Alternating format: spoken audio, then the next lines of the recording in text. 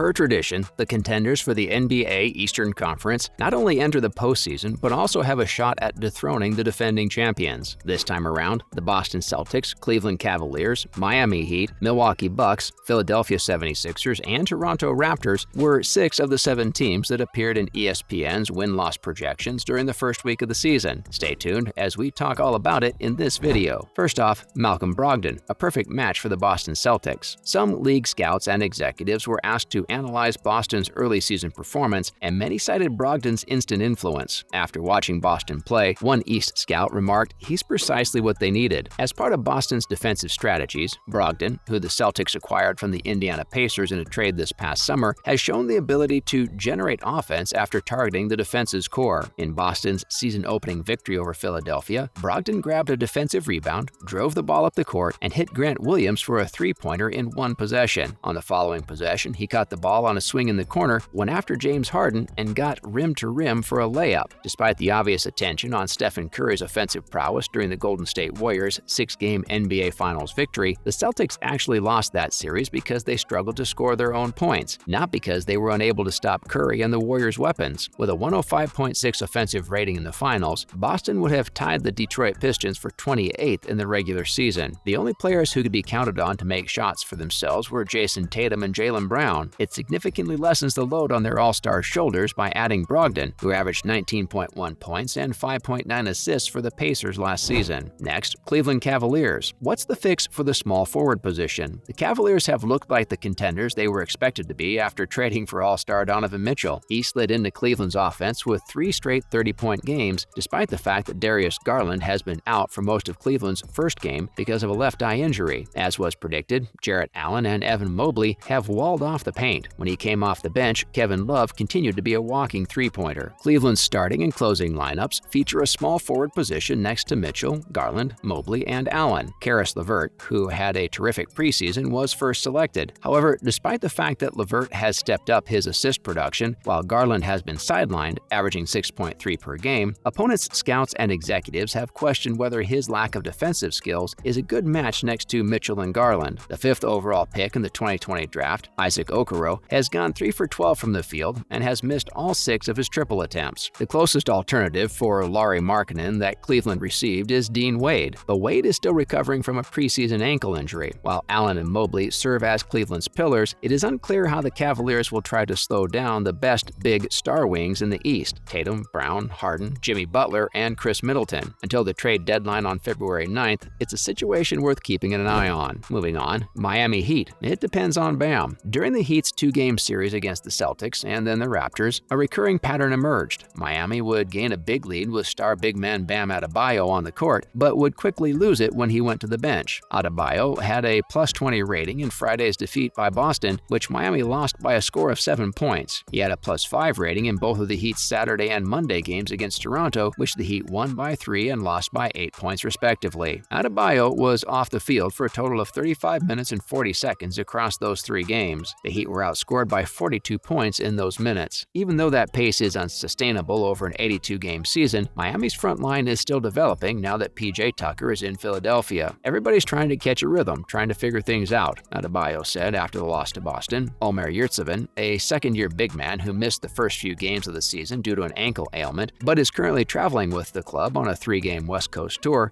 will be making his return soon, which could help. With Yurtseven back, Heat coach Eric Spoelstra would be able to bench Dwayne Dedmon, who had a net rating of -25.5 after 4 games. After that, Milwaukee Bucks. Brook Lopez is back. Given that the Bucks easily won the 3rd seed in the East last year, it's simple to forget that starting center Brook Lopez was out for nearly the entire regular season due to back problems. The veteran big man, who is in the final year of his deal, appears to be more than prepared to play if the first week of the season has proven anything at all. Lopez immediately reminded everyone why Milwaukee's success depends on his unique combination of enormous size and outside shooting ability in last week's season-opening victory over Joel Embiid and the 76ers. Lopez contributed significantly to Milwaukee's victory over the 76ers by making 4 three-pointers, blocking 2 shots, and keeping Philadelphia to 88 points. In Milwaukee's comeback victory over Brooklyn on Wednesday, Lopez had 6 blocks and had a game-high +21 rating, creating a huge wall for opposing offenses to navigate while giving Antetokounmpo space to work at the other end thanks to Lopez's floor spacing. Middleton Middleton's offseason wrist surgery has kept him out of action, but Lopez's performance served as a reminder that the Bucks' four core players, Antetokounmpo, Middleton, Lopez, and Jrue Holiday, will be difficult to choose against in a 7-game series if they are all healthy. Next, the Philadelphia 76ers. The situation is chaotic. The 76ers have been fragmented during their first 5 games. To use one sentence, it's bad enough for a team that expects to compete for a title to lose 4 of its first 5 games, but the way the losses are piling up makes it even more troubling. The 76ers were humiliated in transition against Boston and Toronto, outscored 53-19 overall in fast break points over the course of the 2 games. Joel Embiid shot just 6 for 21 from the field overall and was scoreless in the second half against Milwaukee, shooting just 5 for 24 from beyond the arc. Rivers acknowledged after the game against San Antonio that the 76ers didn't play aggressively enough against an underdog opponent. There hasn't been a game where this group has shaped up, despite the fact that individual players have been effective offensively. Someone has scored at least 29 points in each of the 5 games, including Embiid going for 40 against San Antonio, and he and Tyrese Maxey both scoring 31 against Toronto. The early offensive struggles have been a strange development, given that the 4 top scorers all played numerous games together during the regular season and playoffs of last year, and that Philly had the 8th best offense in the NBA after trading for Harden. It also contributes to the confusion around the pleas for additional time to mesh that Rivers, Embiid, and Harden have expressed this season. But let's just say the 76ers ought to consider themselves extremely fortunate that the Phillies are playing in the World Series and that the Eagles are the only unbeaten club in the NFL. Lastly, Toronto Raptors, why there will be fights at every game. The scoring margins for each of Toronto's first 4 games currently are a 4-point loss to Brooklyn, a 3-point loss to Miami, a 3-point win over Cleveland, and an 8-point victory over Miami that was a 3-point game with less than 2 minutes remaining. For the Raptors, such is life. Without a clear go-to scoring option, Toronto will almost surely rank among the league's top defensive teams, but there will be many occasions when this squad struggles to score. The outcome? Fans of the Raptors will have plenty of thrilling clutch-time basketball and late-game worry. This is not to argue that Toronto feels uneasy in those settings. Toronto pulled off comebacks in the fourth quarter to defeat Cleveland and Miami in the team's first 2 victories this season. But the Raptors' style of play is everything but simple. Although Pascal Siakam has been fantastic so far and should once again be a contender for an All-NBA spot if his opening week has been any indication, they don't have the kind of go-to offense option that can generate offense by themselves when the game slows down, unlike many of their East rivals. However, when Toronto is at its best, like it was during its victory over Philadelphia, the Raptors win by forcing turnovers and making quick breaks. In their game against Philadelphia, the Raptors scored 21 points off the 76ers' 13 turnovers and maintained a 29-17 advantage in fast break points, including a 10-for-10 shooting performance in transition. This is some pretty interesting stuff. Let's see where these teams go from here. That's a wrap for this video. Do you support any of the teams mentioned above? Let us know in the comments below. Make sure to give this video a thumbs up and subscribe to our channel for more videos like this. See you at the next one.